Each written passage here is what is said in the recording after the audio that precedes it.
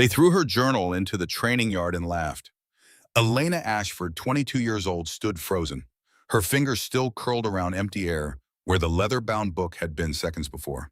The garden's afternoon light caught the pages as they spun through the air, spinning, tumbling, landing in the dirt among boot prints and weapon marks. She had no vampire powers, no werewolf blood, nothing. Just 6 years of secret love letters to a prince who never looked at her. Words she'd poured out in the dark, believing no one would ever read them, believing they were safe. She was wrong. But in 48 hours, the Vampire King would claim her in front of 500 witnesses, and he would reveal she possessed the rarest gift in 300 years. Elena didn't know this yet. Right now, she only knew shame. The three women stood between her and the training yard. Celine Nightshade led them, golden hair pulled back in a warrior's braid, cold blue eyes that had never held kindness. Not for Elena. Never for Elena. Celine held up her hand, examined her nails, smiled. "Pathetic little nobody," she said. The words carried across the garden. Several guards turned to look. Elena felt their stares like brands against her skin. She couldn't transform, couldn't fight, was only kept in the castle because her father died protecting the old king. Everyone called her the charity case. Everyone was wrong. But Elena didn't know this yet either. This is how a girl with no powers became the most powerful queen the vampire realm ever saw. How one mistaken kiss destroyed 6 years of fantasy and created something far more dangerous. How she went from invisible to untouchable in one night. But first she had to survive the river, the betrayal. And the moment she discovered the kiss she thought came from Prince Adrian came from someone else entirely. The journal lay in the dirt, pages fluttering in the breeze. Elena took a step forward.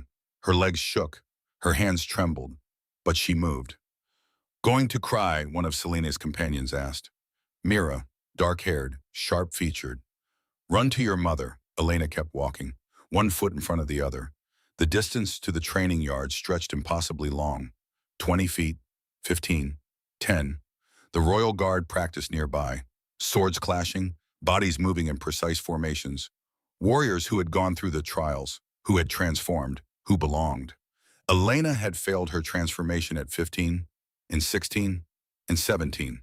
And at 18, when it became clear her wolf would never come, when her vampire fangs never descended, she'd been assigned to administrative duties, organizing files, managing records, invisible work for an invisible girl. She reached the edge of the training yard. The journal lay just inside, dark leather against pale dirt, her handwriting visible on the open pages. "I hope that one day you finally see me beyond the smiles and quick glances you throw my way." Her stomach lurched. Those words, private words, desperate words, exposed now for everyone to see. The captain of the guard stood nearby, broad-shouldered, scarred from decades of service. He bent down, picked up the journal, turned it over in his hands. "Whose is this?" Elena's throat closed. She couldn't speak, couldn't move. Shame froze her in place. Every eye turned toward her. Warriors, ladies, Celine smiling from her position near the roses. Then a voice cut through the silence. "It's mine." Not the captain's voice, his voice. Elena lifted her eyes and saw him, Damien Blackthorne, the Vampire King. Tall, impossibly tall. Shoulders built to carry the weight of a kingdom. Dark hair fell past his shoulders, damp from training. A few strands stuck to his forehead and jaw. He stood near the far side of the yard, arms crossed, watching the world the same way he always did, as if everything in the kingdom passed through his eyes before becoming real. He approached the captain with slow, deliberate steps, extended his hand. The captain handed over the journal without question, without hesitation, because when the king speaks, you obey. Damien held the journal carefully, as if he already knew what it was, what it contained. Then he turned. He walked straight toward Elena. She couldn't breathe, couldn't think. His dark eyes found hers. Unreadable, ancient. At 27, he carried a presence that felt older, like he'd lived entire lives before this one. Elena remembered him at 15, the day his father died in battle against a rival vampire clan, the weight of the crown falling on shoulders that had barely finished growing. She'd been 10 then, but the image stayed carved in her memory, a boy trying to look like a man, standing in the throne room with dry eyes and a clenched jaw while the entire kingdom waited to see if he would break. He didn't. 2 years later, when his mother succumbed to the illness that had consumed her slowly, Damien cried alone. No one saw, but everyone knew, and when he emerged from that grief, he came out different, harder, distant, more king than boy. Now he stood before Elena, holding her journal, holding her heart in leather binding. "I think this belongs to you," he said, his voice low, rough, carrying something she couldn't name. Elena took the journal with trembling hands. Her fingers brushed his for one unbearable second. His skin was warm, steady, real. "Thank you," she whispered, barely able to lift her voice above the hammering of her heart. Damien didn't answer. He simply held her gaze a moment longer, as if reading something she hadn't written, something deeper than words on a page. Then he turned, walked back to the guard, left Elena standing there with her journal pressed to her chest and her heart beating so loudly she was certain everyone could hear it. Celine watched from the garden's edge, her smile gone, replaced by something colder, sharper. Elena clutched the journal tighter, turned, walked away without looking back. Behind her, training resumed. Swords clashed, commands echoed. Life continued as if nothing had happened. But something had happened. Elena just didn't understand what. Not yet. She walked the long corridors back to her quarters. Stone walls, torches burning in iron sconces. Tapestries depicting battles from centuries past. The castle had stood for 800 years. 800 years of vampire kings, of power, of blood and glory. Elena had lived here her entire life, but she'd never belonged. The servants' wing occupied the eastern section, far from the grand halls where nobles gathered, far from the royal quarters where Adrian slept, close to the kitchens, the laundry, the places where real work happened. Her mother's door stood slightly ajar. Warm light spilled into the corridor. Elena pushed it open. The room was small, one window overlooking the courtyard, two narrow beds, a desk covered in administrative papers. Margaret Ashford sat there now sorting through supply requests, her reading glasses perched on her nose. She looked up as Elena entered, saw her daughter's face, set down her pen immediately. "What happened?" Elena couldn't speak. She held out the journal instead. Her mother took it, opened to a random page, read silently. Her expression shifted, softened. Then she closed the book and pulled Elena into her arms. "Oh, sweetheart." The tears came then, hot and fast. Elena buried her face in her mother's shoulder and let 6 years of secret longing spill out. "They read it," she managed between sobs. "Celine." She took it and read it out loud in front of everyone.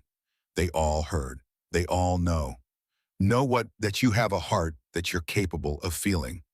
That I'm pathetic." Margaret pulled back, held Elena's face between her hands. Her eyes, the same green as her daughter's, blazed with fierce love. "Listen to me. You are not pathetic. You are 22 years old and you wrote about hope, about wanting to be seen. There is nothing shameful in that. I love someone who doesn't even know I exist, Mom. How is that not pathetic again?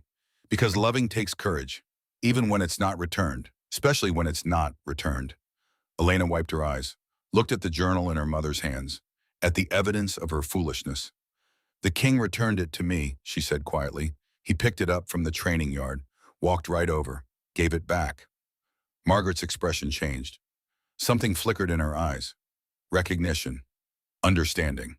But she said nothing about it, only squeezed Elena's hand. "Your father's last words," she said softly, "were protect her. She's special." Elena had heard this before. Many times. It never stopped hurting. "I'm not special, Mom. I can't even transform. Everyone else my age can shift, can fight, can contribute something. I just organize files. Power isn't everything, sweetheart." "In this world, it is." Margaret stood, walked to the window, looked out at the courtyard below where warriors trained, where normal people with normal abilities prepared to protect the kingdom. "Your father was beta to the old king," she said. "Damien's father. He served for 20 years, led the royal guard, fought in 17 major battles. He was powerful, respected, feared." Elena knew this story, had heard it countless times. "On his last day," Margaret continued, "when the enemy blade found him when he lay dying on that battlefield, do you know what he said? Not to the old king, to Damien. 15-year-old Damien covered in his father's blood trying to be brave." Elena shook her head. "He said the strongest weapon isn't fangs or claws. It's knowing who to protect and why." Margaret turned from the window. "Your father saw something in you, something even you don't see yet." What purpose? The word hung in the air between them. Elena wanted to believe it, wanted to think she was more than just the charity case. The girl with no powers. The one who swept into the castle on the memory of a dead hero. But believing was hard when the evidence said otherwise. A knock interrupted them. Soft, hesitant. Margaret opened the door. A young servant girl stood there, maybe 16, eyes wide. "Begging your pardon, ma'am. Message for Miss Elena." She held out a folded piece of paper. Elena took it. The girl curtsied and hurried away. Elena unfolded the note. Read it once. Twice. Her heart stuttered. "What is it?" her mother asked.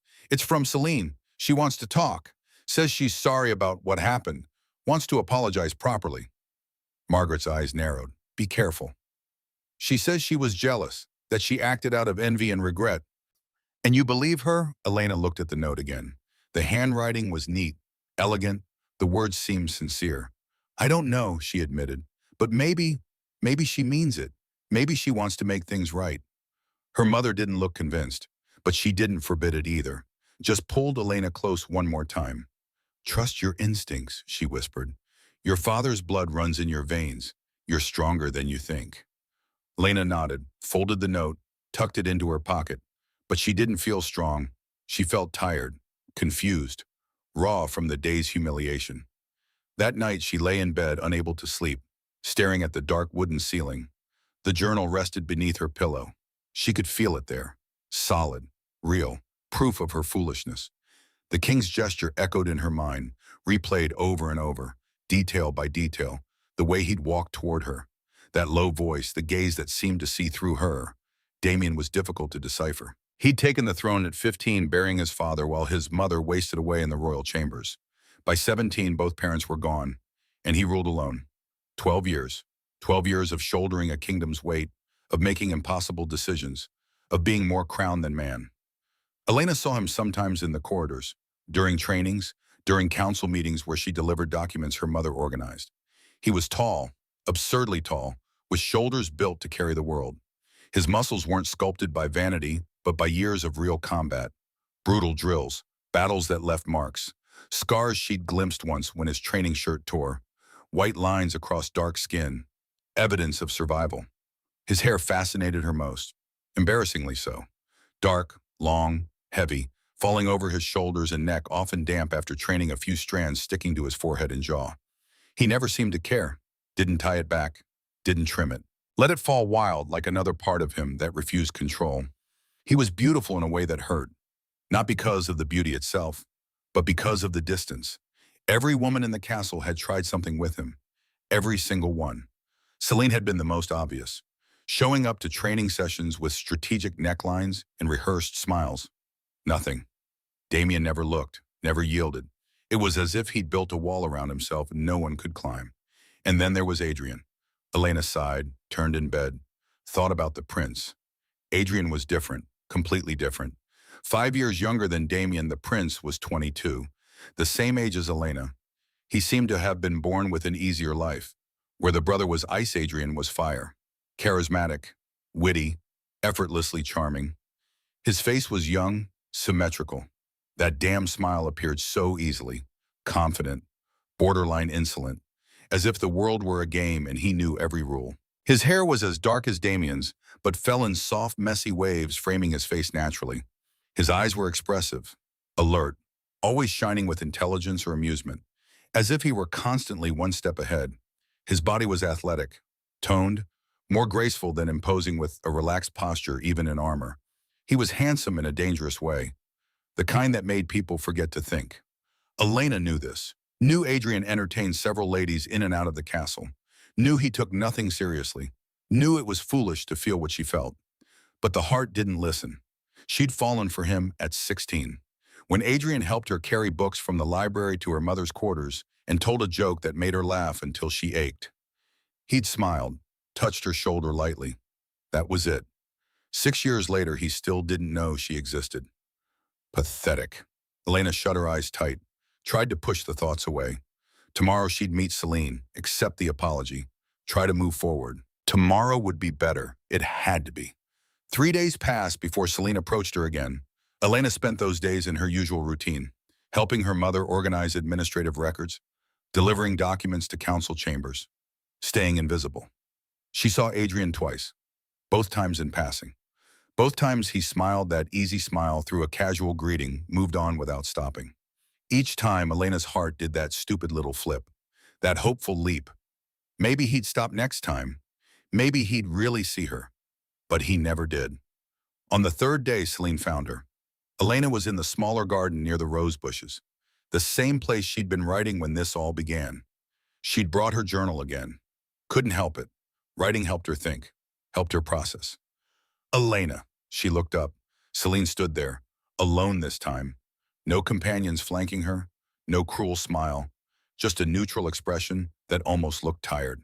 May I speak with you? Elena's first instinct was to say no, to run, but her mother's words echoed, trust your instincts, and something in Celine's voice sounded different, less sharp, more human. All right, Celine sat on the bench beside her, not too close, giving space. She looked at the roses, at the journal in Elena's lap, at everything except Elena's face. I wanted to apologize, she began, for what I did, taking your journal, reading it aloud. It was cruel. Elena waited, said nothing. I was jealous, Celine continued. Her voice dropped lower, almost vulnerable. Of the way people look at you, the way the king treats you. The king, Elena couldn't hide her surprise. He barely knows I exist. You don't see it, but I do. Everyone does. Celine finally met her eyes. He watches you, Elena.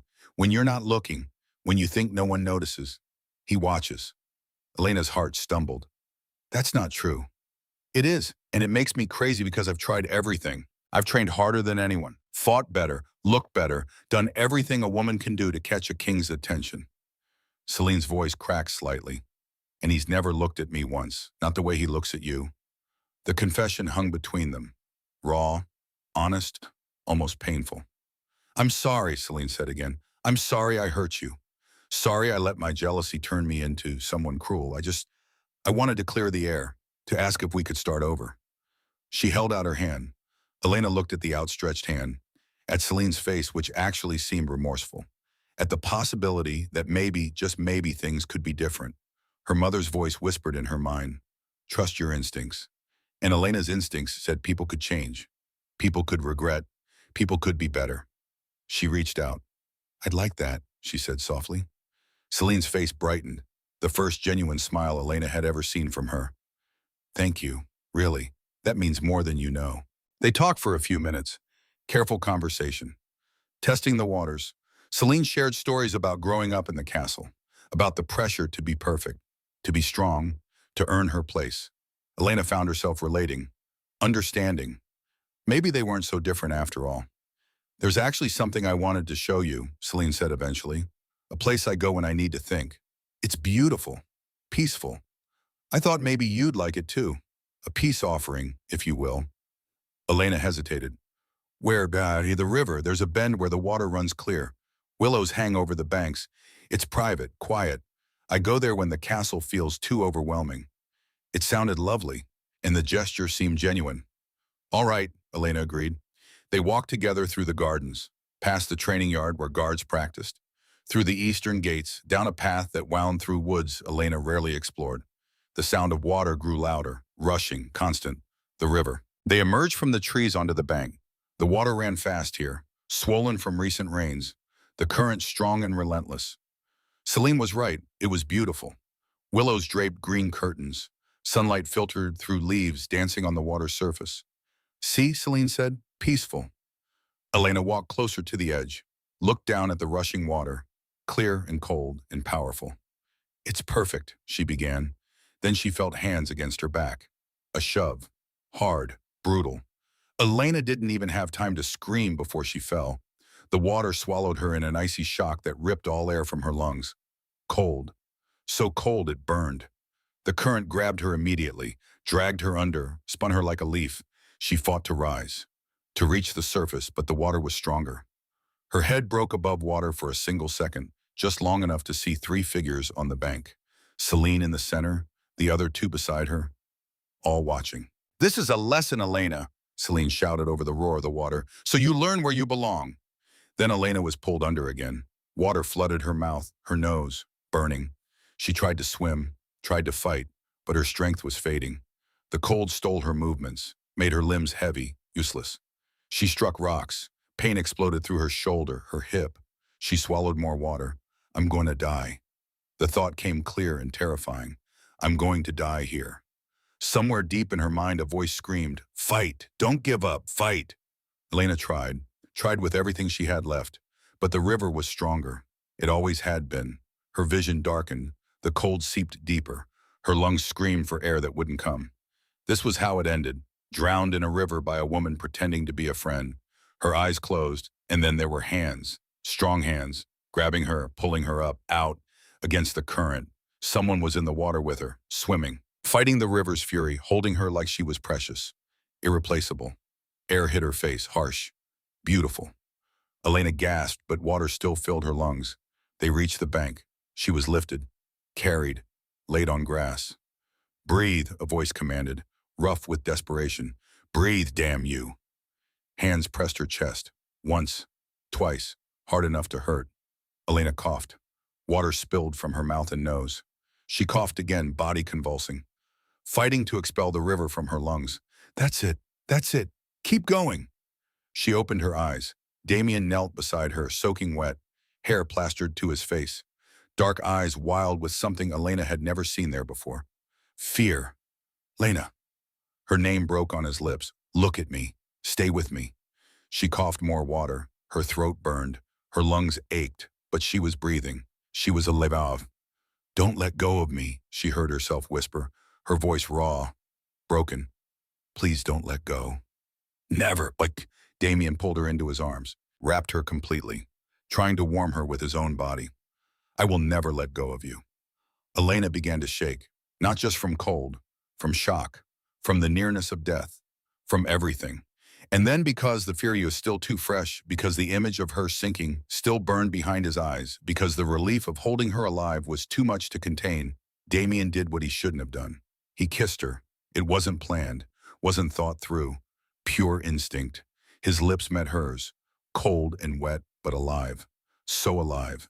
The kiss was desperate, urgent, as if he needed to prove she was there, that she was breathing, that she was safe.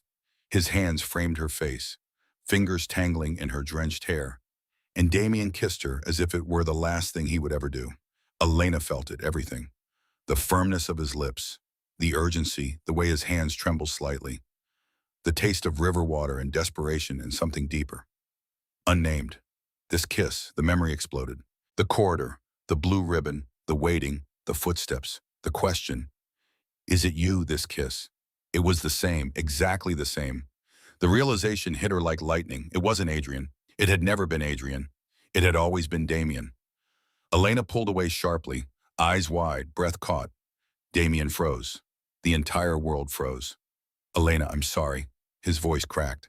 "I acted on impulse. I shouldn't have." But Elena couldn't answer, couldn't speak. The words wouldn't come. She simply stared at him, at this man who'd just pulled her from death, who'd kissed her like she was his last breath. And she knew with absolute certainty, the kiss in the corridor, the one she'd treasured for 3 days, the one she thought came from Adrian. It had been Damien all along.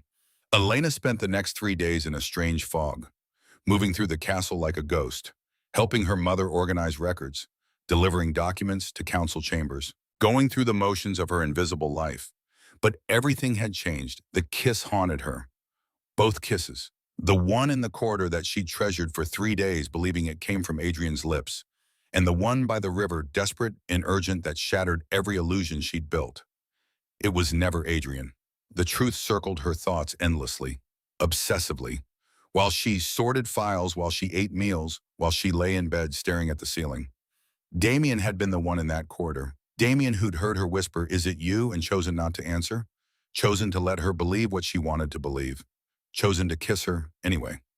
Elena didn't know whether to feel angry or devastated or something else entirely. Something she didn't have a name for. She avoided him.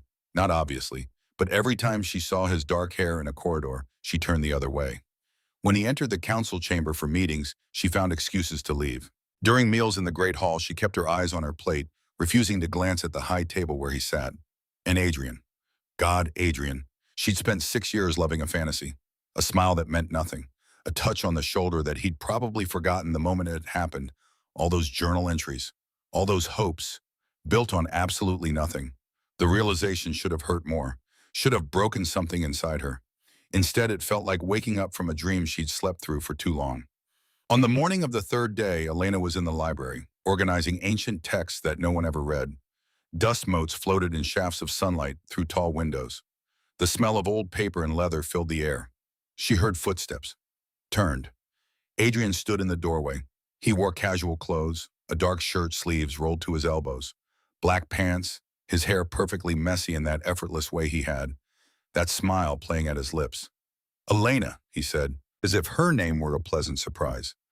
"I haven't seen you around in a while." A lie, she saw him every day, he just never noticed. Until now.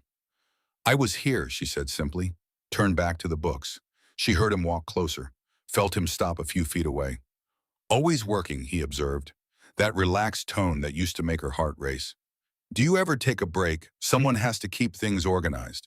He laughed softly, the sound that used to go straight to her stomach. Now it just sounded like noise. "That's true." Adrian moved closer still, too close. "You know I've been thinking about you lately." The world should have tilted. Her heart should have stopped. This was the moment she'd imagined 1,000 times. Adrian, finally noticing her, finally seeing her. But all Elena felt was tired. "Thinking about me?" she asked, kept her voice neutral. "Yes." He reached out, brushed her arm, just for a second, but it was enough to make her skin prickle. Not with pleasure, with discomfort. "I don't think I've given you the attention you deserve." Elena stepped back, put space between them, looked at him properly for the first time in days, really looked, and saw what she'd been too blind to see before. The calculation in his eyes, the practiced charm, the way he angled his body, his smile, everything designed to elicit a specific response. He was performing, the way he always performed, for everyone. "What do you want, Adrian?" The question came out harder than she intended. His eyebrows rose, surprised by her tone. Then his smile widened, as if her resistance were a challenge he found amusing. "Just to talk, to get to know you better." He tilted his head, studied her face. "We should spend more time together, just the two of us." Before Elena could answer, the library door opened again. Damien stood there. He took in the scene instantly. Adrian standing close to Elena, her back against the bookshelf. The prince's hand still extended as if he'd been reaching for her. Something dangerous flashed in Damien's dark eyes, gone in a second, replaced by that unreadable mask he always wore. But Elena had seen it, that flash of rage, possessive and raw. "Adrian Troche," Damien said, his voice perfectly controlled. "The council needs you. They're waiting." Adrian's jaw tightened, just slightly, irritation at being interrupted, but he smiled anyway, always smiling. "Of course, brother." He turned back to Elena. "We'll talk later." It sounded like a promise, or a threat. Elena couldn't tell which. Adrian walked past Damien without another word. His shoulder brushed his brother's. Deliberate, a small act of defiance. Then they were alone, Elena and Damien, 30 feet of library between them. Silence stretched, heavy, loaded with everything unsaid. "Elena," Damien's voice was quieter now, almost gentle. "Are you all right?" The question shouldn't have made her angry. It was a reasonable thing to ask, kind even, but she'd spent 3 days confused, hurt, trying to understand what had happened, what it meant, and he'd said nothing, done nothing, just let her spiral. "Am I all right?" she repeated, her hands clenched into fists at her sides. "You want to know if I'm all right?" Damien took a step forward, stopped, as if he knew approaching her right now would be a mistake. "The river," he began. "What Celine did. I wanted to make sure you're recovering." "I'm fine." "Elena?" "It was you." The words burst out, sharp, accusing. Damien froze. "In the corridor," Elena continued, her voice shaking now. 3 days before the river, when I was blindfolded, when I thought I was kissing Adrian. It was you." Not a question, a statement. Damien didn't deny it, didn't try to explain, just stood there, jaw-tight, eyes filled with something that looked like pain. "Yes," he said finally, simply. "Why?" The question cracked. "Why didn't you tell me? Why did you let me believe it was him?" "Because I'm a coward." The admission came raw, honest. "Because telling you the truth meant admitting I'd been watching you for 5 years, wanting you for 5 years. Unable to have you because I'm the king and you're you, and the distance between us is impossible. Elena's breath caught. 5 years, since you were 17. Damien's voice dropped lower, almost a whisper. You were in the archives, helping your mother, reading a book. You laughed at something on the page. Really laughed, joy in your whole face. And I thought that's the most beautiful sound I've ever heard. The confession hung between them. Lena's mind reeled. 5 years. While she'd been writing love letters to Adrian, Damien had been watching her, wanting her, staying silent. I don't understand, she managed. Why me? I have no power, no status. I'm nobody. You were never nobody. Damien moved closer, slowly, carefully. You were always you, smart, observant, kind even when people were cruel. You survived losing your father, survived failing your transformation, survived being invisible in a world that only values power. And you still chose to be gentle. That's not weakness, Elena. That's strength most people will never possess. Tears burned her eyes. She blinked them back. You should have told me, she said. You should have said something instead of letting me humiliate myself for 6 years chasing a man who doesn't even see me. I know. Damien's voice broke slightly. And I'm sorry. I'm sorry I was too afraid to claim what I wanted. Sorry I let you believe a lie. Sorry I kissed you by that river when you were vulnerable and scared, and I had no right. Stop, he stopped. Elena looked at him. Really looked. At this man who'd ruled a kingdom since 15, who'd buried both parents before 20, who'd shouldered impossible weight alone, who'd watched her from the shadows for 5 years without saying a word, who jumped into a freezing river without hesitation when she was drowning. I spent 6 years in love with a fantasy, she said quietly, a smile that meant nothing, a person who never existed. I built an entire dream around someone who wouldn't even stop in a hallway to ask how I was. Damien flinched, as if her words were a physical blow. But you, Elena continued, took a step toward him. You gave me back my journal when Celine threw it in the dirt. You warned me about Adrian even when it made me angry. You saved my life, twice. Another step. And that kiss by the river. Her voice dropped. It wasn't gentle or romantic or any of the things I imagined a first kiss should be. It was desperate, raw, real. She stood in front of him now, close enough to see the muscle jumping in his jaw, close enough to see his hands trembling slightly at his sides. So tell me the truth, Damien, all of it. No more silence.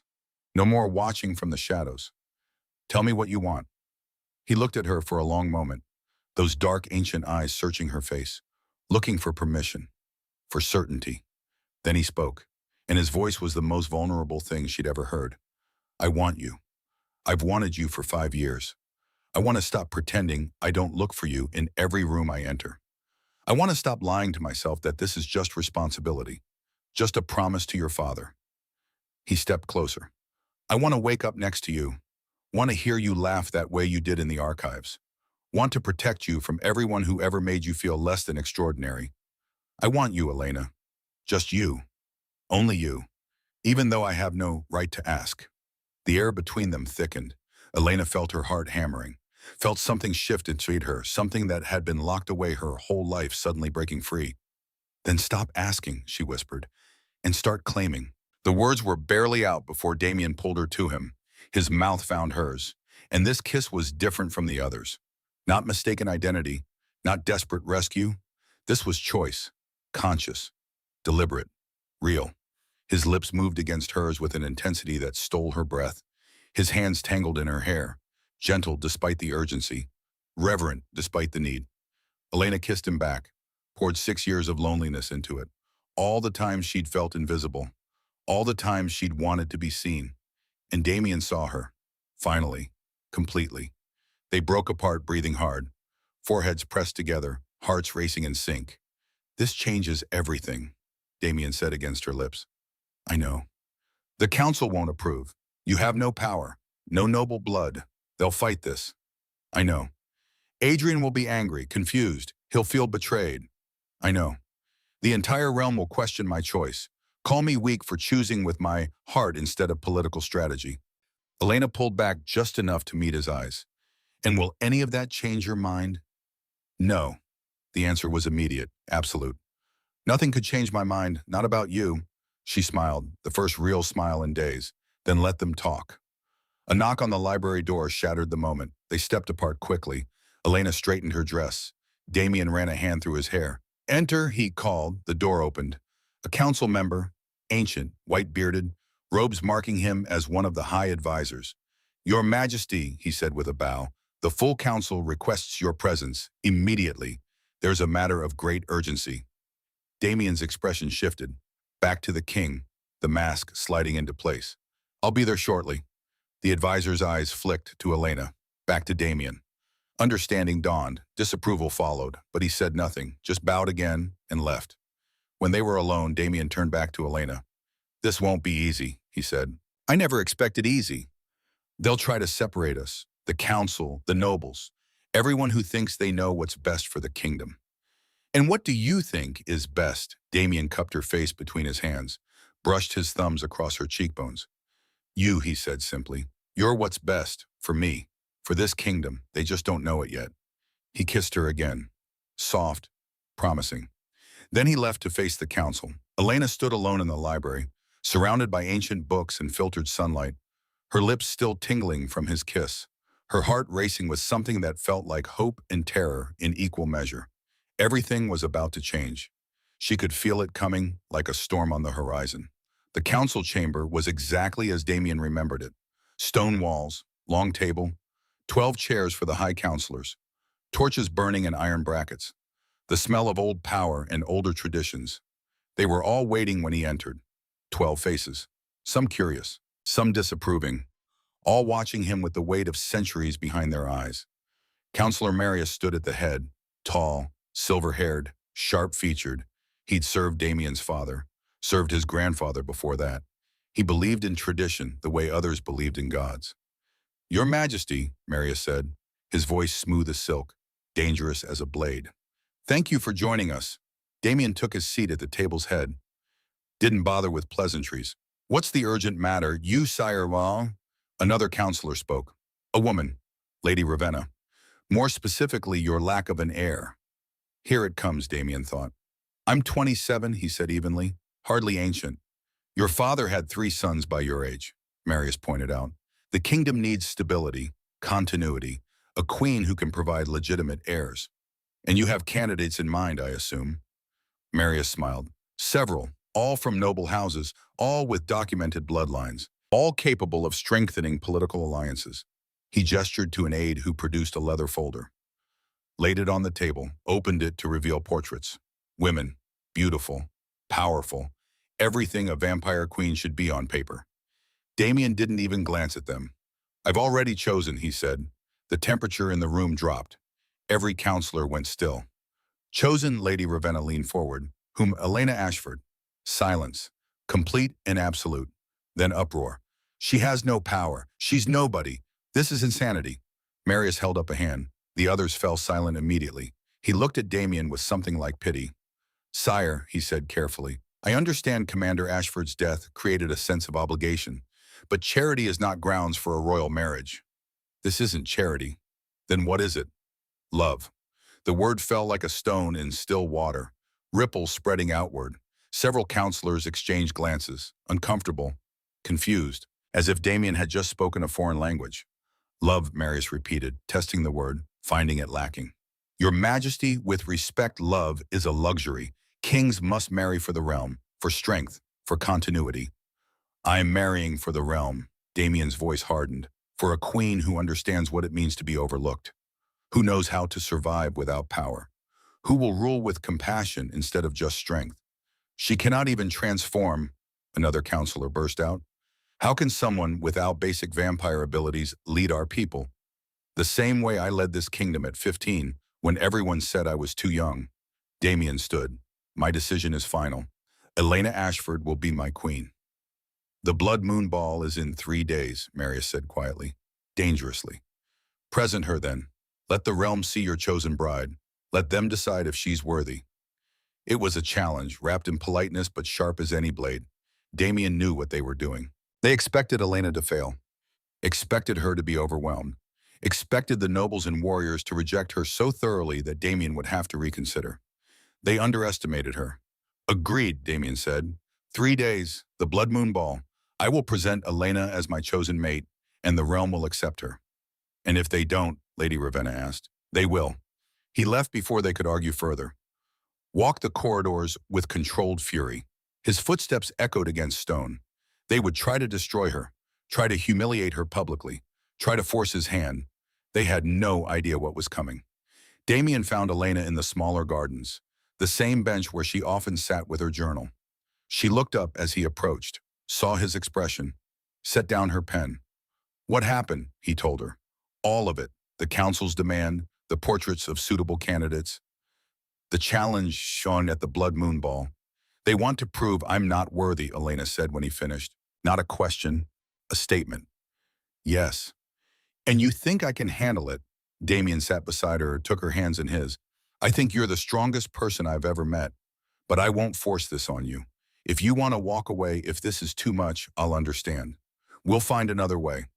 Elena looked at their joined hands, at his scarred knuckles, at the weight he carried in every line of his face.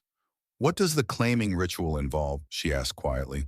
I'll present you to the realm, declare my intention to make you my queen.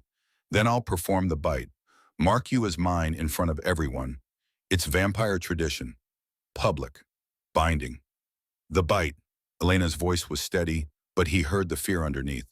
Will it hurt? Yes, he wouldn't lie to her. For a few seconds, like fire in your veins, but I'll be there. I won't let go. She was quiet for a long moment, processing, considering. If I do this, she said finally, if I stand in front of 500 people who already think I'm worthless and let you claim me publicly, it changes everything. There's no going back. I know. Your brother will be furious. He'll survive. The council will try to destroy me. I'll protect you. The entire realm will judge me. Damien cupped her face, made her look at him. And at the end of it all, you'll be my queen, my mate, my equal in everything that matters. They can judge all they want, but they'll have to respect you, because I do. Elena searched his face, looking for doubt, finding none. 3 days, she said, 3 days. All right, she took a shaky breath. I'll do it. Relief crashed through him. Damien pulled her close, held her like she was the only thing keeping him anchored. Thank you, he whispered into her hair. Don't thank me yet. I might embarrass you. Impossible. They stayed like that for a while, holding each other, gathering strength for what was coming. When Elena finally pulled back, she had that determined set to her jaw, that fire in her eyes that he loved. I should probably talk to my mother, she said. Tell her what's happening. And I should handle Adrian. How angry will he be? Very. Damien stood, helped her up. But he's my brother. He'll have to accept it eventually. Elena didn't look convinced. She was right not to be. Damien found Adrian in the training yard, shirtless, sweating, working through combat drills with an intensity that spoke of frustration. The prince saw him coming, stopped mid-strike, wiped his brow with the back of his hand. Brother, he said, too casual, too controlled. Come to train, come to talk. Adrian's smile had edges now. About Elena. Ah, Adrian drove his practice sword into the ground.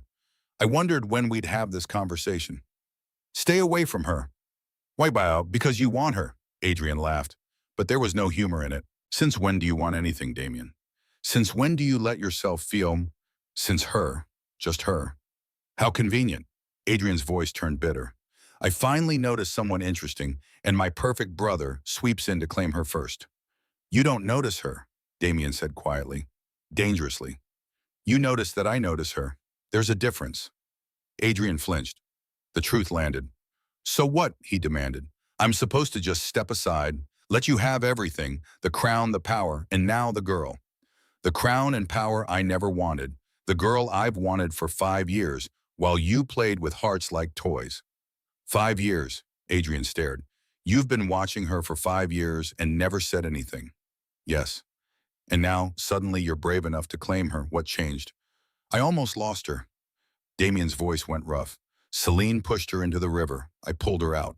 And I realized I'd rather face the council's wrath than spend one more day pretending she doesn't own every piece of me. Adrian was quiet for a long moment, absorbing this, processing. Do you love her? He asked finally. More than I thought possible to love anyone. And she loves you. She's choosing to, despite everything, despite knowing the realm will tear her apart. She's choosing me. Adrian picked up his sword, studied the blade. When he spoke again, his voice was different, younger, more honest than Damien had heard in years. I don't know how to do that, he admitted. Choose someone. Really choose them.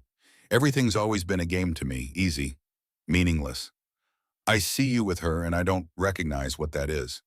It's terrifying, Damien said, and it's the only thing that makes sense. Adrian looked at him, really looked, saw something in his brother's face he'd never seen before. Vulnerability, hope, fear. The blood moon ball, Adrian said. Yes, the council will try to humiliate her. I know. The nobles will be vicious. I know. And you're going to claim her anyway, in front of everyone.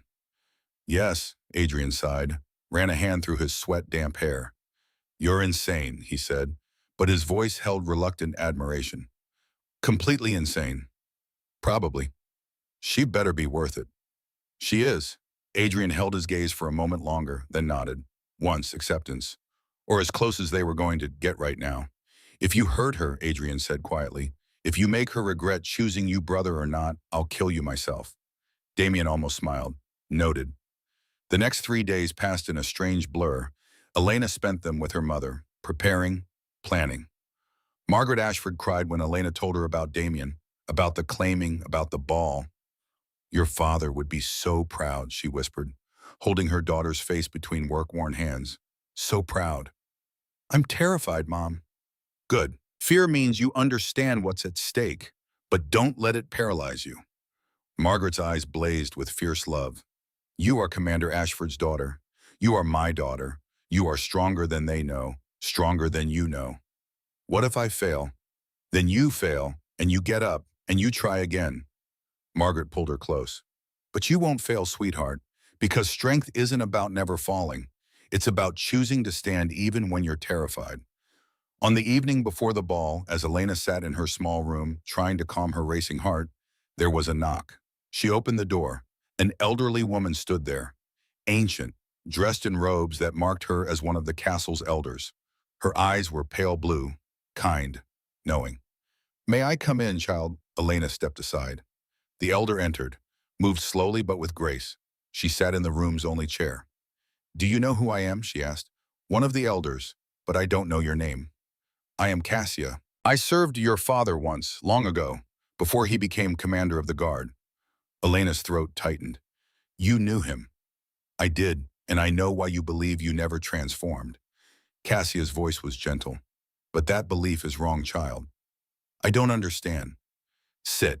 Let me tell you a story about power, about blood, about what you really are. Elena sat on her bed, hands clasped tight in her lap.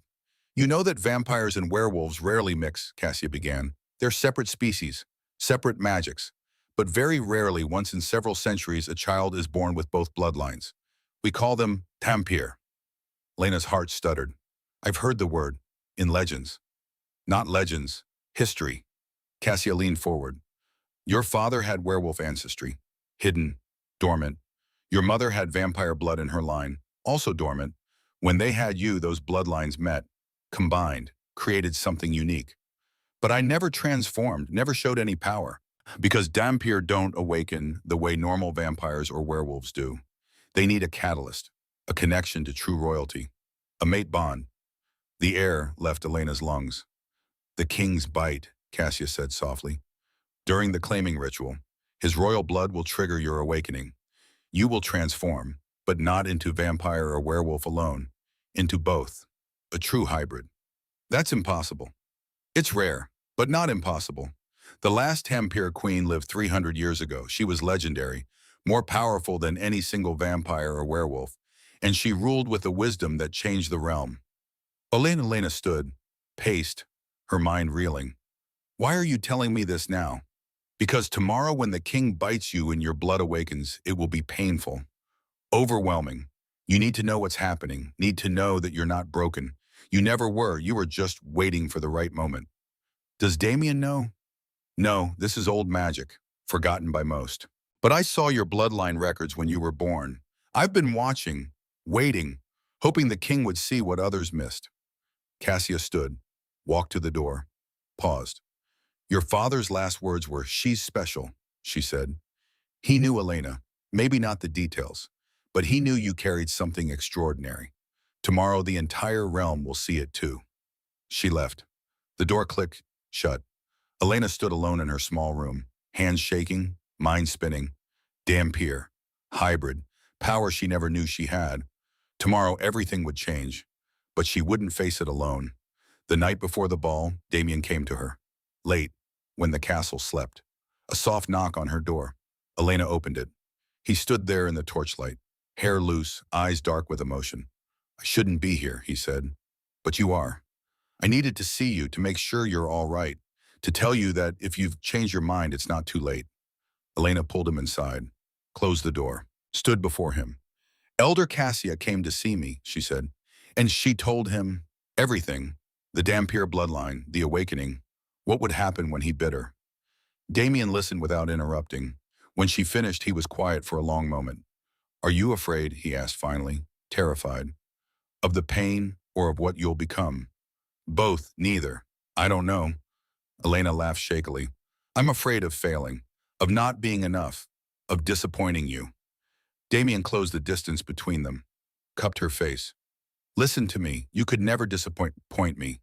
If the awakening happens, if you transform into this legendary hybrid, that's incredible. But it changes nothing about why I chose you. Why did you choose me? Because 6 years ago you laughed at a book in the archives, and I thought I'd never heard anything more beautiful. Because you survived being invisible and stayed kind. Because you're brave even when you're terrified. Because when I look at you, I see home. Tears slipped down Elena's cheeks. Damien brushed them away with his thumbs. Tomorrow, he said quietly, we walk into that ballroom together, and I claim you in front of everyone. Not because you're powerful, not because you're Dampier, but because you're you, and that's always been enough. Elena rose on her toes, kissed him, soft, grateful, promising. Thank you, she whispered against his lips. For what? For seeing me when no one else did. He kissed her again, deeper, slower, pouring 5 years of longing into it. When he finally pulled away, his eyes were bright. Get some sleep, he said. Tomorrow changes everything. I know. He left through the door, quiet as shadow. Elena lay in bed, stared at the ceiling, tried to calm her racing heart. Tomorrow she would stand before 500 people. Tomorrow Damien would claim her publicly. Tomorrow she might become something legendary, or she might fail spectacularly. Either way, there was no turning back now. The day of the blood moon ball dawned clear and cold. Elena woke to her mother's hand on her shoulder. It's time, sweetheart. They spent hours preparing, bathing, dressing. Margaret had somehow acquired a gown, deep red, simple but elegant. It fit perfectly. How did you afford this? Elena asked. I didn't. It appeared yesterday with a note. Margaret held up a small card. From the king. It said, for the queen who already is before the crown, makes it official. Elena's throat tightened. Her mother helped her with her hair, left it mostly loose, natural, just a few small braids to keep it from her face. You're beautiful, Margaret whispered, tears in her eyes. I'm terrified. I know, but you're going anyway. That's courage, Elena. That's strength. A knock came at sunset. Elena opened the door. Damien stood there in formal attire, black with subtle silver embroidery.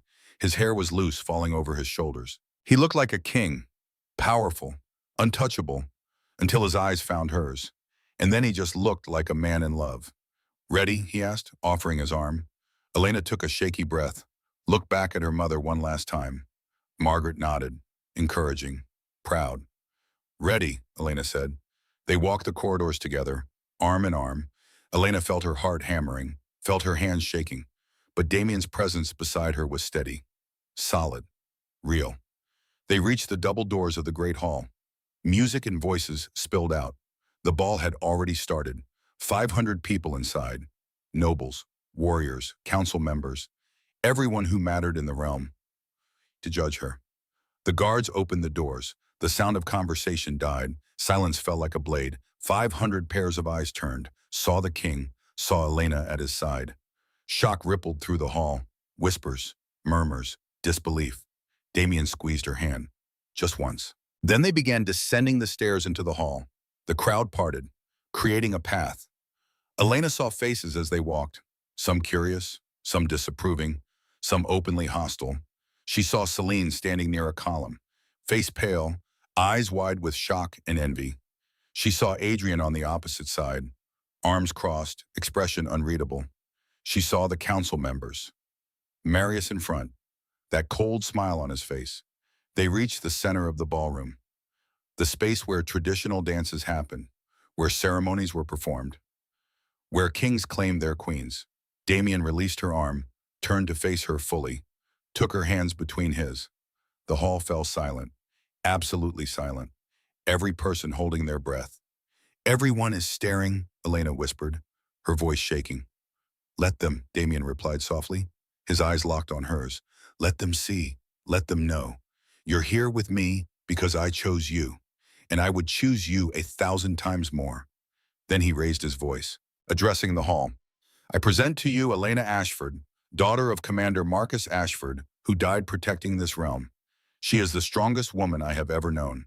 And tonight I ask for your witness as I claim her as my chosen mate, my future queen. The words echoed, final, binding. More whispers, louder now, shocked, angry, confused.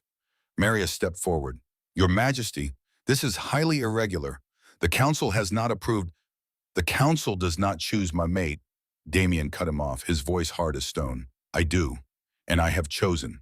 He turned back to Elena, his expression softened. Do you accept, he asked, giving her one last chance to walk away.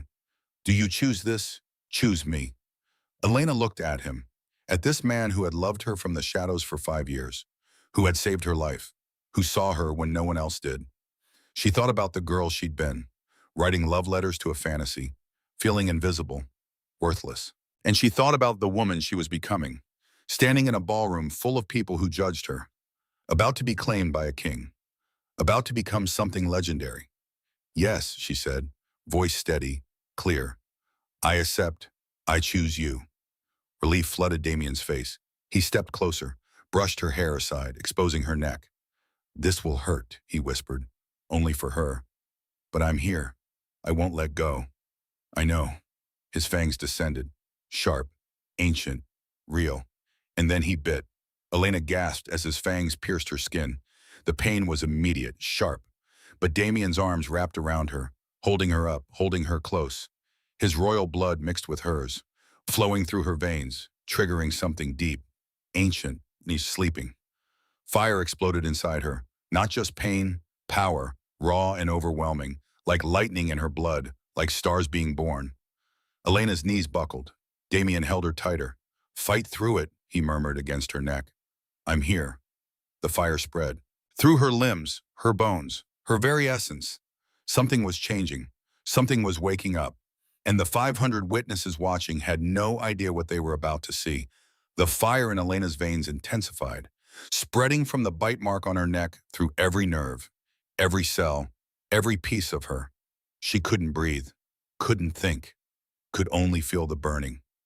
Damien held her against him, his voice in her ear, low, steady, an anchor in the storm. I've got you. Stay with me. The ballroom watched in silence. 500 witnesses, some leaning forward with curiosity, others stepping back with fear, and all transfixed by what was happening. Elena's body convulsed. She would have fallen if Damien's arms weren't wrapped around her. The pain reached a crescendo, then something inside her cracked. Not broke, opened, like a door that had been locked her entire life, suddenly swinging wide. And behind that door was power, ancient, sleeping, waiting for this exact moment. Her bones began to shift. The gasp that went through the crowd was audible. Elena heard it even through her own agony, heard the shocked whispers. She's transforming, but she never could before. What's happening to her? Elena's spine arched, her muscles stretched, reshaped. Her skin felt too tight, then too loose. Her senses exploded. She could smell everything, the perfume of 100 nobles, the metal of weapons, the wine in crystal glasses, the fear rolling off the counselors in waves. She could hear everything, hearts beating, whispers across the room, someone breathing too fast in the back corner, the crackle of torches on the walls, and she could feel. God, she could feel. Every thread in her dress, every current of air, the power thrumming beneath the castle's stone floor. Damien's heart beat against her back. Steady, sure, real. Her eyes snapped open. The ballroom came into focus with impossible clarity. She could see individual dust motes floating in candlelight, could count the threads in Adrian's shirt across the room, could read the micro-expressions on every face, and her eyes were glowing. She could see the red-amber reflection in Damien's dark eyes as he stared at her with wonder and concern. Elena, her name on his lips, gentle, awed. How do you feel? She opened her mouth to answer. That's when Celine struck. Now, the scream came from the side of the ballroom. While she's weak, 10 figures burst from the crowd. Warriors, armed, led by Celine with a silver dagger gleaming in her hand. The hall erupted into chaos, nobles screaming, guards rushing forward. But the attackers were fast, vampire fast. They reached the center before anyone could intervene. Damien spun, put himself between Elena and the threat. His fangs descended, eyes going black, the king transforming into something lethal. But there were 10 of them, and only one of him. 3 engaged Damien immediately. He fought with brutal efficiency, tearing into them with claws and fangs. But the others circled around, going for Elena while she was still on her knees, still adjusting to the power flooding her system. Celine led the charge, hate twisting her beautiful face into something ugly. "You took everything from me," she screamed, raising the silver dagger. "My status, my future, the king's attention, you took it all." The blade came down. Elena's hand shot up, caught Celine's wrist mid-strike. The shock on Celine's face was almost comical. Elena stood slowly, still holding Celine's wrist, the dagger trembling between them. "I didn't take anything," Elena said, her voice different now, deeper, resonating with power. "You lost it by being cruel." She twisted. Celine's wrist bent at an impossible angle. The dagger clattered to the floor. Celine screamed. Then the other attackers were on her. Swords, claws, coming from all sides. And something inside Elena snapped. Not in weakness, in power. Her body shifted, fast, fluid, bones restructuring in seconds. She didn't become full vampire, didn't become full werewolf, became something between, something new. Her form elongated, growing taller, 6 feet, 6'2", her features sharpened, cheekbones rising, jaw squaring, vampire fangs descended from her upper jaw. But so did werewolf canines, 4 fangs instead of 2. Her nails extended into claws, black, razor sharp, her muscles coiled with strength that felt limitless. And her aura, God, her aura, it exploded outward, a wave of pure power that knocked everyone in a 10-foot radius back a step. Even Damien paused mid-fight, staring at her with shock and pride, and something close to reverence. "Impossible," Elder Cassia's voice rang out from somewhere in the crowd. A true Dampier awakening, first in 300 years. The attackers hesitated, seeing what Elena had become, seeing the hybrid form. The glowing eyes, the power radiating from her like heat from a forge. They hesitated. She didn't. Elena moved with speed that blurred, grabbed the nearest attacker, threw him across the ballroom. He crashed into a pillar hard enough to crack stone. The second came at her with a sword. She caught the blade with her bare hand, ripped it from his grip, snapped it in half. The third tried to run. She was faster, tackled him to the ground, pinned him with one hand. "Stay down," she growled. Her voice layered, human and something else, something ancient. He stayed down. Damien finished the 3 he'd been fighting, turned to find Elena standing in the center of the ballroom, holding Celine by the throat. The other attackers either unconscious or fleeing. The entire hall had gone silent, shocked. No one moved, no one breathed. Elena's hybrid form was terrifying, powerful, beautiful in a dangerous way, and absolutely in control. She looked at Celine, at the woman who had tormented her for years, who had pushed her into a river, who had just tried to kill her in front of everyone.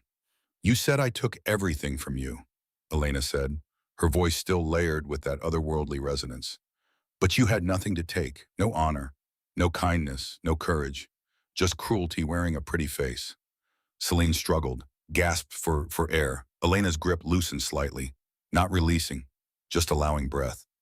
"Please," Celine choked out, "I didn't mean I was jealous. I'm sorry. You tried to drown me. You mocked me for years. You just tried to kill me in front of 500 witnesses." Elena's eyes blazed brighter. "You're not sorry. You're just caught." Damien moved closer, not to intervene, to stand beside her, to let her choose. "What would you have me do with her?" he asked quietly. "She attacked the king's chosen mate. By law, that's treason." punishable by death. The hall held its breath. Elena looked at Celine, at the fear in her eyes, at the desperation, at the woman who had made her life hell because she couldn't handle her own insecurity. And Elena made a choice. Exile, she said. Strip her of her title, her lands, her position in the guard. Send her away from this realm. Let her live with her shame in poverty and obscurity. Shock rippled through the crowd. You would show mercy, Counselor Marius stepped forward. After what she did, I would show that strength isn't just about how hard you can hit. Elena released Celine, let her drop to the floor. It's about knowing when not to. She turned to face the hall, still in hybrid form, still radiating power, but her voice was Elena's, fully herself despite the transformation. I was invisible my whole life, she said. Not shouting, but everyone heard. Told I was worthless because I couldn't transform. Told I didn't belong because I had no power. Treated like I was broken. She looked at the nobles, the warriors, the council. But I was never broken. I was waiting for someone to see past the surface, waiting for the right moment, waiting to become who I was always meant to be. Elena's form began to shift back. Slowly, the hybrid features receding, the extra height diminishing, the claws retracting, until she stood as she had before. Human, normal, Elena, except her eyes. They still glowed, red and amber mixed, the mark of what she was. Strength comes in many forms, she continued, and power without compassion is just tyranny. If I'm going to be your queen, you need to understand that now. Silence, complete and absolute. Then from somewhere into the back, someone began to clap. A single person, then two, then five, then a dozen. The common people in the hall, the servants, the guards who had watched Elena her whole life, who had seen her kindness, her resilience, her quiet strength. They clapped, and they knelt. Not to the king, to her. The nobles looked around, confused, uncertain. But one by one they followed. First a handful, then more, then all of them. Even the council, even Marius, even Adrian. They knelt, acknowledging the new queen, the Dampier, the woman who had been invisible and became legendary in a single night. Damien stepped forward, took her hand, raised it high. Your queen, he announced, his voice carrying absolute authority. Elena Ashford, first Dampier queen in 300 years. My chosen mate, my equal in all things. The hall erupted, not in protest, in celebration. Voices raised, approval shouted, the impossible made real. Elena looked at Damien, saw the pride in his eyes, the love, the certainty. How did I do? She whispered. Perfectly. He pulled her close, kissed her forehead. You did perfectly. Guards moved to collect Celine and her co-conspirators, dragged them toward the doors. But before they could leave, another figure stepped forward. Counselor Marius. Wait, he commanded.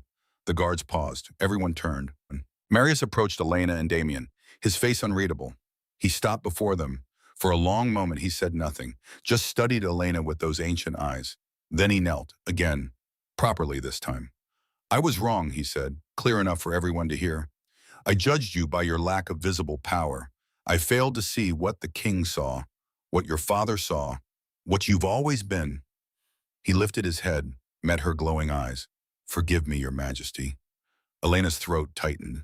This man, this counselor who had questioned her worth, apologizing publicly. There's nothing to forgive, she said gently. You were protecting the kingdom, doing what you thought was right. I respect that. Surprise flickered across Marius's face. He stood, bowed formally. The council will support your claim, he said. All of us. You've proven yourself beyond any doubt. He stepped back, returned to his place. Damien squeezed Elena's hand. Ready for the next part. There's more, the dance at the Tien. It's tradition. The king and his chosen queen danced to seal the claiming. Music began, a slow haunting melody. The crowd parted, creating space in the center of the ballroom.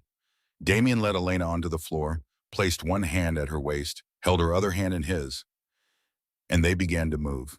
It wasn't a complicated dance, just a simple waltz, but the significance was everything.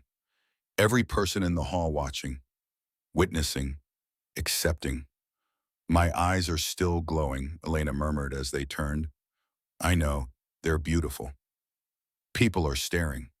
Let them see exactly what I see. a queen who just showed more wisdom in 5 minutes than most rulers show in a lifetime. They danced in silence for a while, just moving together. Two people who had been alone their whole lives finally finding home in each other. I was so afraid, Elena admitted, standing here, facing everyone.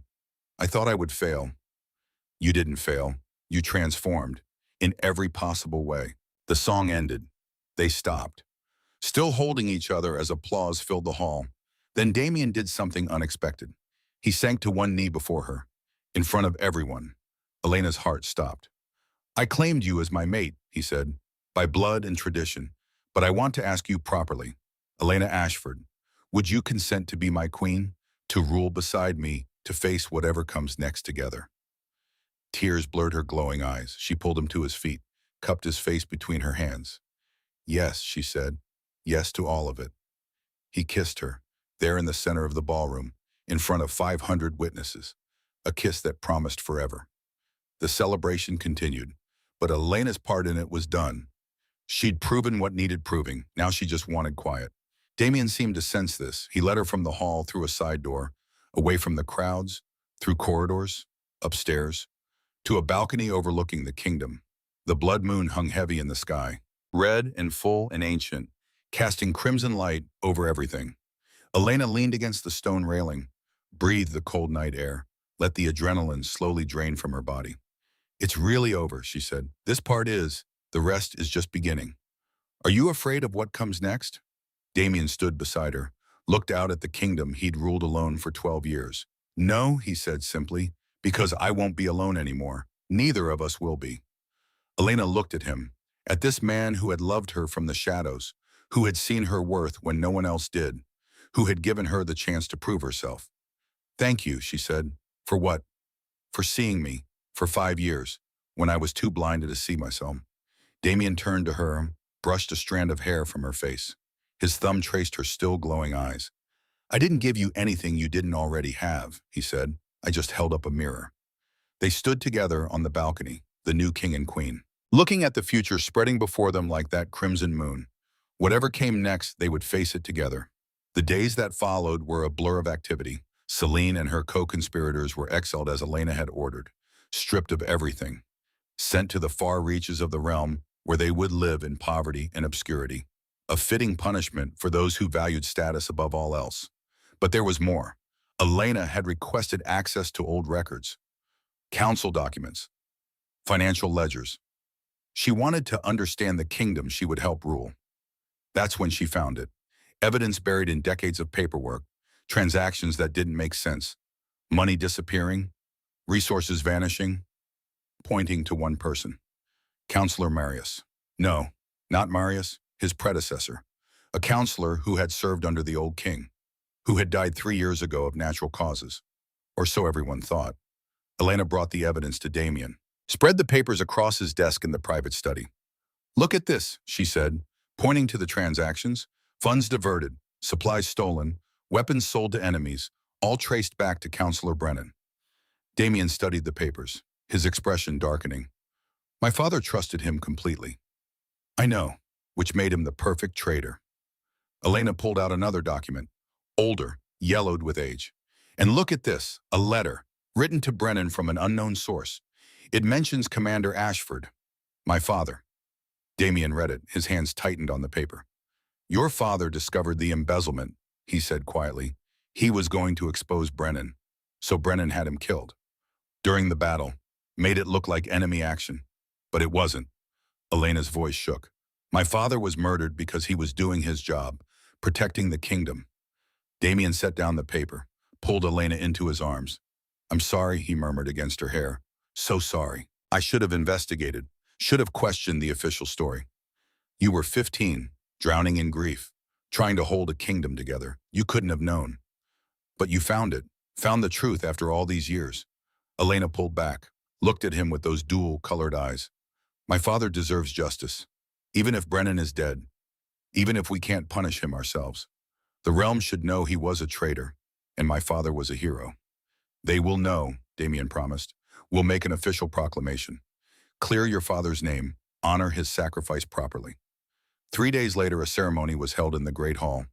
The truth about Brennan was revealed, the evidence presented. Commander Marcus Ashford was posthumously honored as a true hero, not just for dying in battle, but for exposing corruption at the highest levels.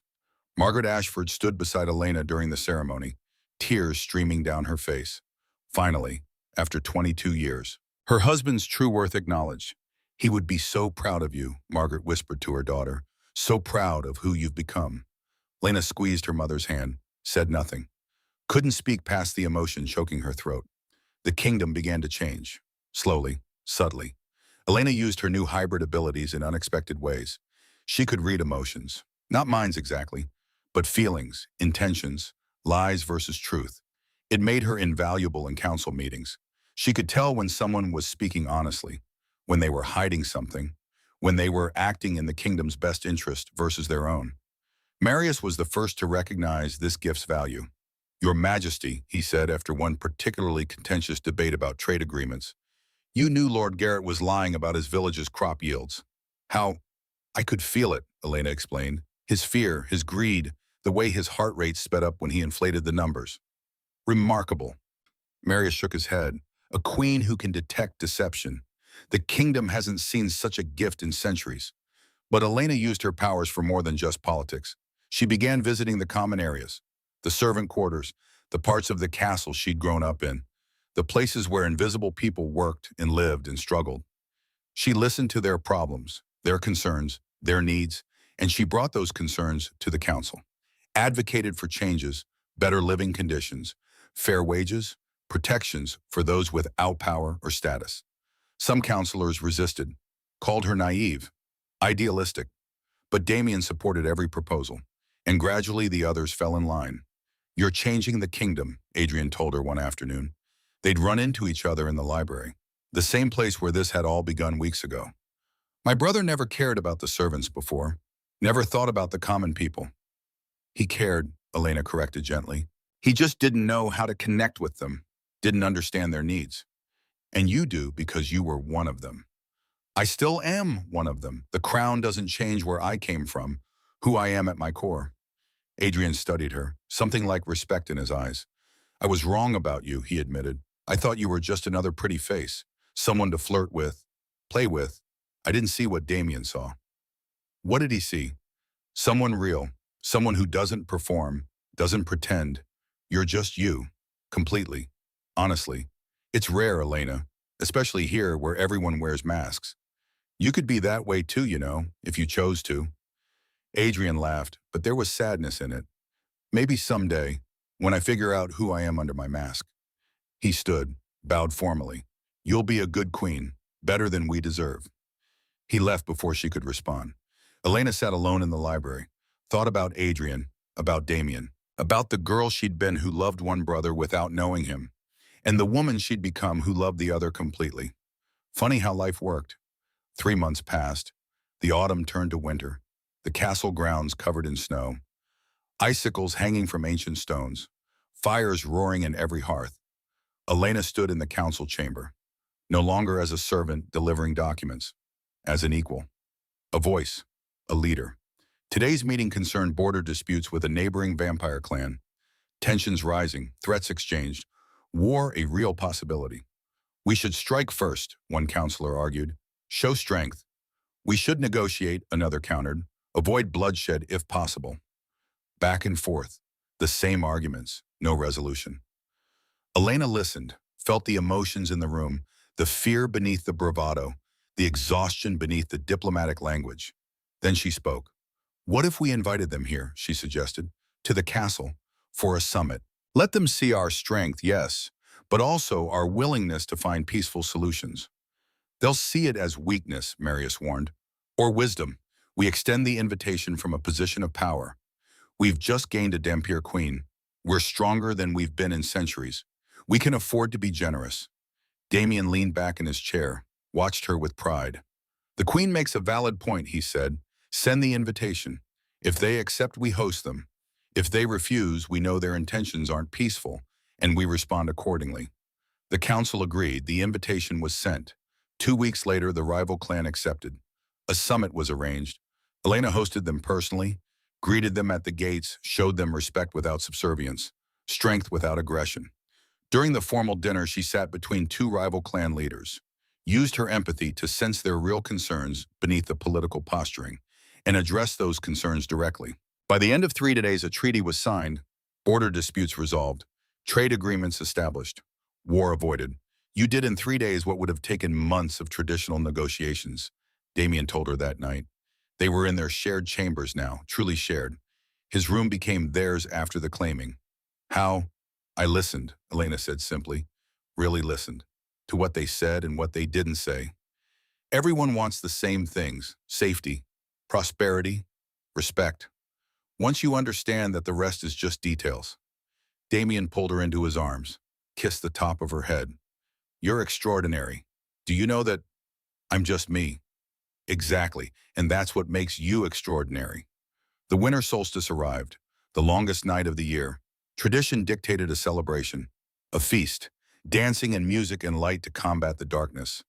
Elena wore a gown of deep blue, silver embroidery like stars across midnight sky. Her hair was loose, natural, the way Damien loved it. They entered the great hall together, announced as King Damien and Queen Elena, their titles official now, recognized by all. The hall erupted in applause, genuine, warm. These weren't 500 strangers anymore. They were subjects who had grown to respect their new queen, even love her. The evening passed in celebration.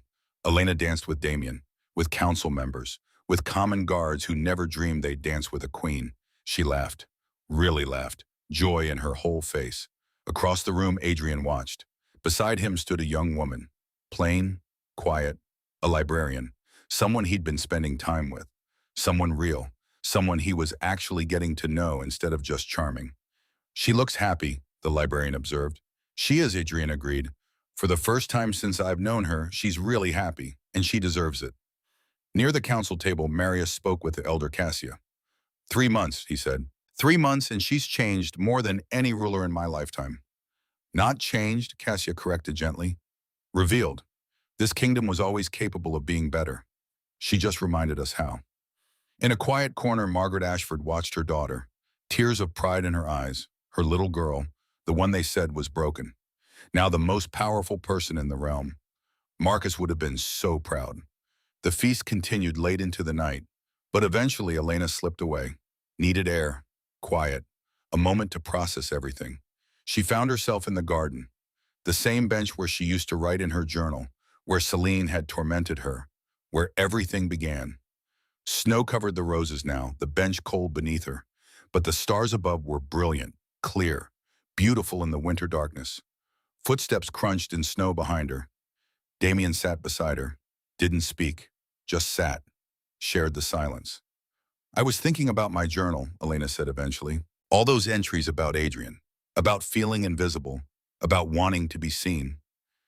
Do you regret them, those years? No, they made me who I am, the loneliness, the struggle, all of it shaped me. She looked at him. But I'm glad they're over.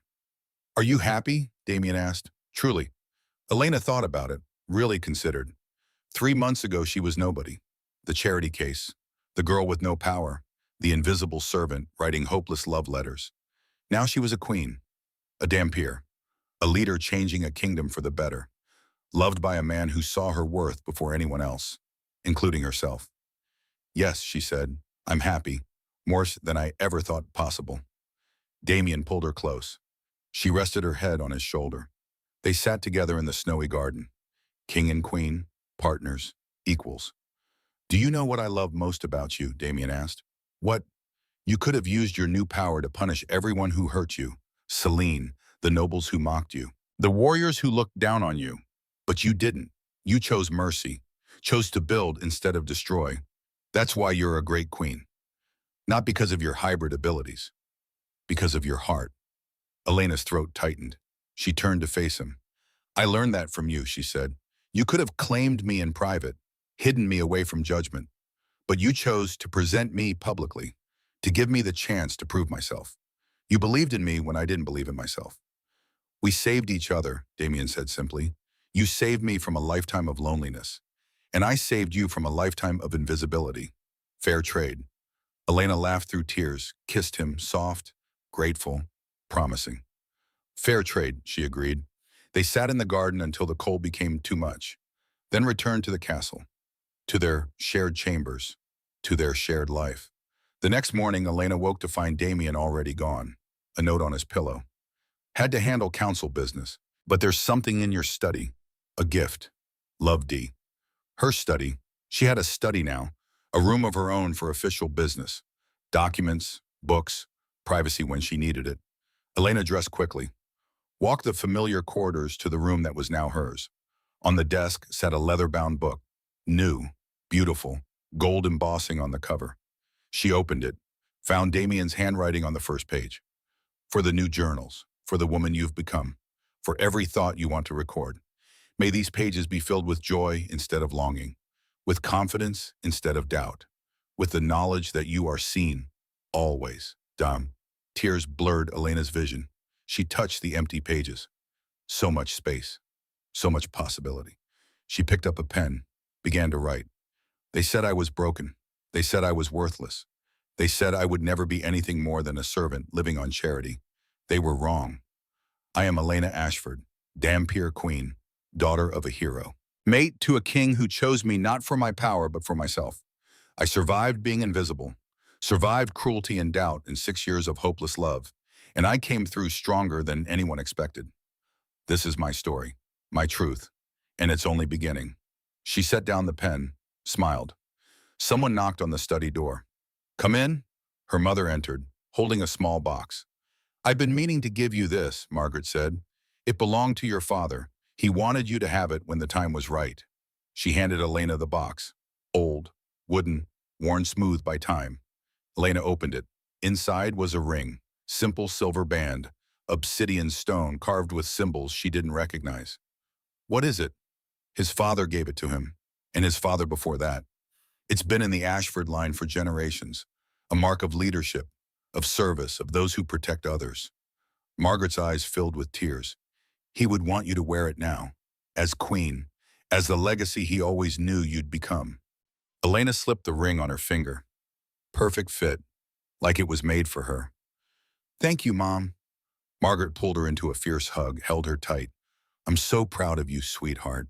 So proud of the woman you've become, the leader, the queen.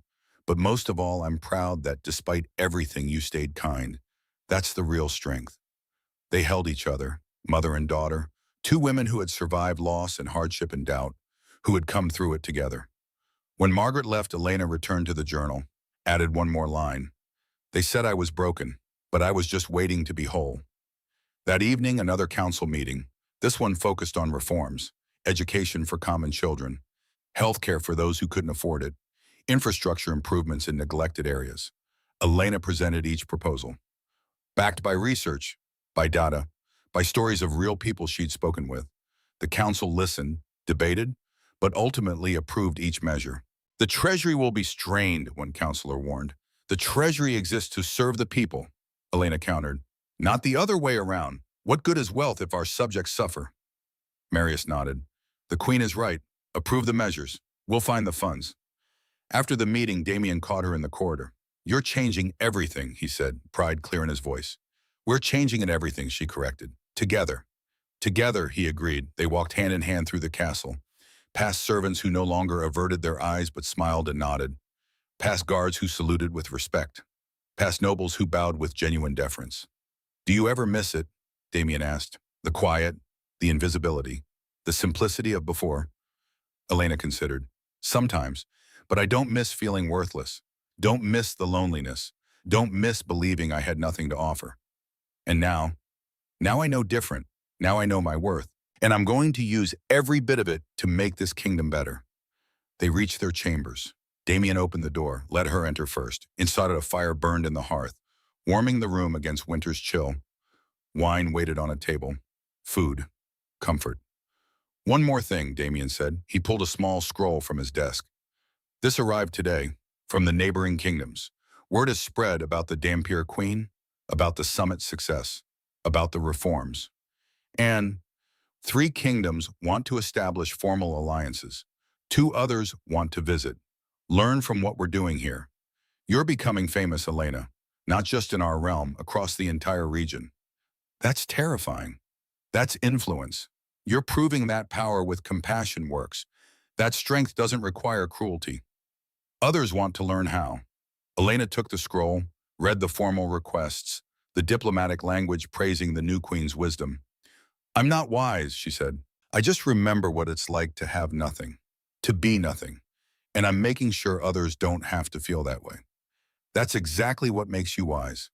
Damien pulled her close, kissed her forehead, her nose, her lips. I love you, he murmured against her mouth. Have I mentioned that today? Not in the last hour. An oversight. I love you, Elena, for who you were, who you are, who you're becoming, all of it. I love you too, even when you're being a sentimental vampire king. He laughed, really laughed, the sound rare and precious. They spent the evening together, talking, planning, dreaming about the future, about the kingdom they would build, the changes they would make, the legacy they would leave. Later, as Elena lay in bed, Damien beside her, she thought about how far she'd come. From invisible to unforgettable, from powerless to powerful, from unloved to cherished. And she thought about that girl who used to write in a journal, who poured her heart onto pages, who dreamed of being seen. That girl got her wish, but the reality was so much better than the dream, because she didn't just get seen. She got known, understood, valued, loved, and in return she gave the same to others.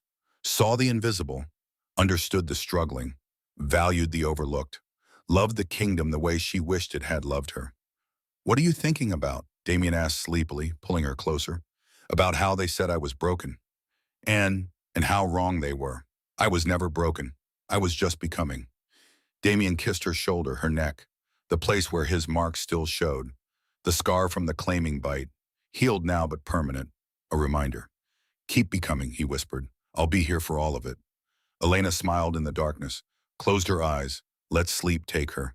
Tomorrow would bring new challenges, new opportunities, new chances to prove that a girl with no power could change the world. But tonight she just rested, held by a man who saw her worth, in a room that was home, in a life that was hers. They said she was broken, but she was whole. They said she was worthless, but she was priceless. They said she would never be anything, but she became everything. The Dampier Queen, the invisible girl who became unforgettable, the charity case who became a legend, Elena Ashford, mate to the Vampire King, savior of a kingdom, and finally gloriously completely herself.